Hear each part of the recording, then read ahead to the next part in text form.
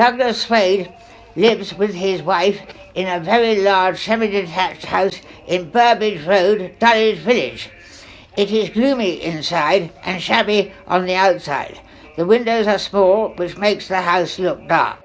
The house is poorly furnished and has a brown threadbare carpet in each room.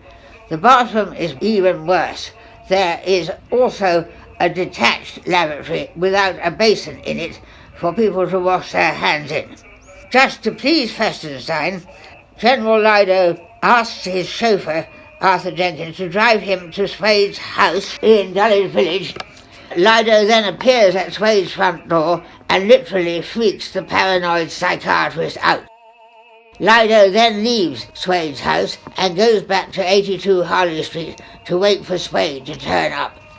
Swade turns up eventually at number 82 Harley Street, and Lido says to Swade, "My harassment of you hasn't even started yet, you cock-sucking commie, you snivelling little lounge lizard Lenin." And Dr. Swade retreats and shields his private parts with the Guardian once more. Festenstein visits Marigold and finds her in tears. Marigold tells Festenstein that she is being pestered by a spiritual medium who blackmails vulnerable old ladies. His name is Alan Partridge. He tells Marigold that if she fails to give him enough money to buy him a car, harm will come to her son, who is serving in Afghanistan. Festenstein arranges for Partridge to be beaten up by a gang of black men from Brixton. The leader of the gang asks Festenstein, "Do you want a smack-up or a red rum?" "What's a red rum?" asks Festenstein. "Backwards for murder." Festenstein gives the leader of the gang £2,000, which is for a smack-up, that is to say, a beating up. Partridge is so badly hurt when he has been beaten up that he can't get up for 2 hours and lies on the ground. And Festenstein goes back to Marigold Meadow. And she says, "I know the whole thing's wrong, this business about beating up Partridge." And Festenstein replies, "Don't you believe in Uncle Mac?" Marigold says, "Who's Uncle Mac?" And Festenstein says, "Machiavelli, you old fool." The next morning, Marigold was found by Festenstein murdered. Her body lay on the steps leading to 82 Harley Street. Festenstein tried to give Marigold the kiss of life, but she was too far gone. He called the police.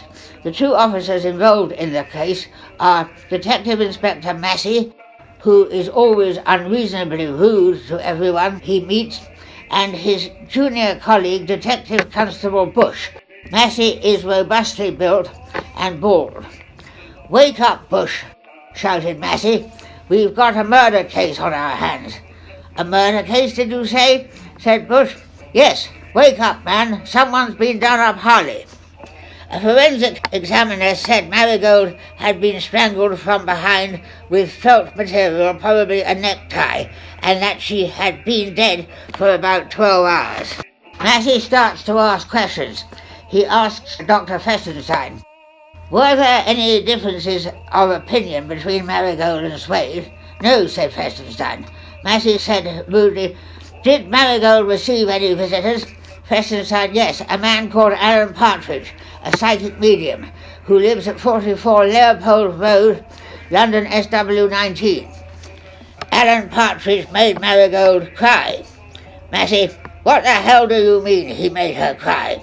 Festenstein says he, that is Partridge, told Marigold that if she didn't give him enough money to buy him a car, harm would come to her son, who was serving as a soldier in Afghanistan.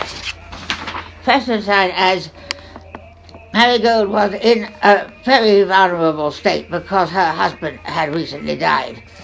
And Massey said, "Did anyone else visit the building?" Festenstein says, "Yes, General Lido, a great friend of mine. He is a mental patient."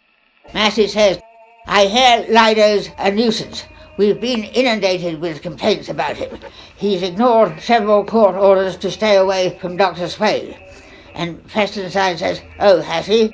And Massey says, Where were you at 8 o'clock last night, 12 hours ago, Dr. Festenstein? The approximate time that the murder was committed. And Festenstein said, I was attending a coronary bypass operation at a London clinic performed by a surgeon called Mr. Adam Silk. Massey, how long was the operation? Festenstein, about 4 to 5 hours. Massey, were you there throughout? Festenstein says, well, yes. Well, no, actually. I was only present for 2 hours. And Massey says, where the hell did you go after that?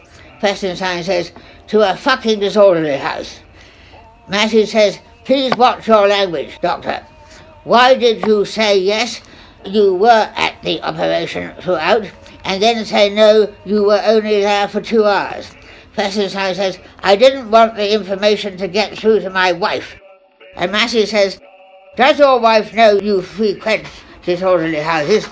And Festenstein says, no, of course she doesn't know, at least I hope she doesn't. Massey says, where did you go after you left the operating theatre? Festenstein, to the basement of 27 Moscow Road. That's where the disorderly house is. Massey, how long were you at 27 Moscow Road? Festenstein says, about 2 hours. Massey says, who did you meet there? And Festenstein says, first I had a talk with the madame, then I met a prostitute. I don't know how much time I spent with her, the prostitute. Don't ask me what her bloody name was. I don't know and I don't care. Massey says, what did the prostitute look like? Festenstein says, long black hair parted in the centre, tall, thin, scruffy and rough. Massey says, so you like him rough, do you? Festenstein says, yes, as a matter of fact I do. Massey says, you're a randy old bugger, aren't you? Have you got a key to Marigold Meadows' rooms? Festenstein says, yes, there's a master key on a wall in the hall. Massey says, let us in, please, will you? We're going to have to institute a search. Marigold's flat was very untidy. Massey found a letter on her dining room table from Alan Partridge, and Partridge's letter read as follows. Massey reads it aloud. Dear Mrs. Meadows, I am aware of your fear of losing your son, who is serving in Afghanistan, following the passing of your late husband. I am anxious to prevent the loss of your son. However, to this end, I need further funds from you in order to finance a new car. Because of the nature of the work I do, my bank manager refuses to grant me the overdraft facility that I so desperately need. I will call on you shortly to talk things over with you. My spirit friends inform me that I will no longer be able to prevent the death of your son unless you advance funds to my bank to enable me to buy a decent car. Yours sincerely, Alan Partridge. This looks like blackmail ventures, Bush. It's so like you to state the obvious, snapped Massey, adding, our next port of call is going to be Alan Partridge's place at 44 Leopold Road, London SW19, the address given at the top of the offending letter that I read out. Massey and Bush arrive at Alan Partridge's house the following day. Partridge opens the door wearing a quilted dressing gown, holding a cup of tea in his bandaged hand. Massey flashes his card. Is your name Alan Partridge? Yes. We have a warrant to search these premises. Massey says, does the name Marigold Meadow mean anything to you? Partridge says, yes. She's a receptionist. She lives at 82 Harley Street. Massey says, she did live at 82 Harley Street. She doesn't anymore. She has been strangled with a necktie and was found lying on the steps at 82 Harley Street yesterday morning. What? Says Partridge. Massey, that's right. We believe you had something to do with her death. Massey produces Partridge's letter and passes it to him. He reads it aloud. Are you the author of this letter? Yes, said Partridge. He was very embarrassed. Massey, it looks suspiciously like blackmail to me. "It isn't blackmail," insisted Partridge. "I was simply telling Marigold that I was in debt and I was asking her for a loan." Massey says, "Our Wimbledon branch informs us that one of your neighbours reported you as having been beaten up recently." Massey continues, "We believe Mrs. Marigold Meadow, or someone acting on her instructions, hired someone to beat you up because of what you were threatening to do to Marigold as an act of revenge." Partridge says, "That's not true, Mr. Massey. I was going home on my lawful business and 3 thugs leapt at me from behind a hedge and asked me to empty my pockets. When they found I had nothing to give them, they savagely beat me up." And Massey said, "You said just now you had nothing to give the thugs. How come £50 were found in your wallet in your inside pocket when you were ambulanced off to hospital?" And Partridge says, "They didn't look through my wallet. Only my pockets were looked through by the thugs. And then they all ran off.